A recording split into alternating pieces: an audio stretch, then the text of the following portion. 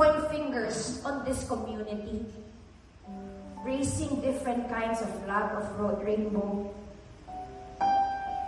When Jesus is kahit minamak siya, would Jesus say, mapupunta ka sa impyerno? Wala sa Bible yan. Would Jesus say that? I don't think so. I just imagine people are celebrating this Pride Month.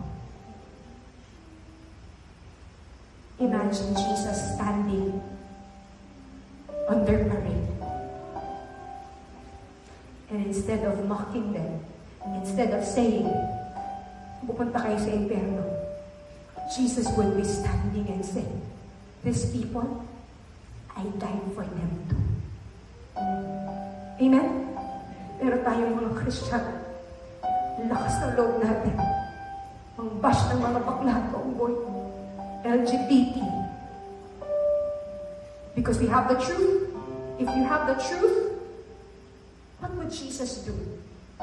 Would he throw stones to the sinners? No. He would embrace the sinners. He would show compassion.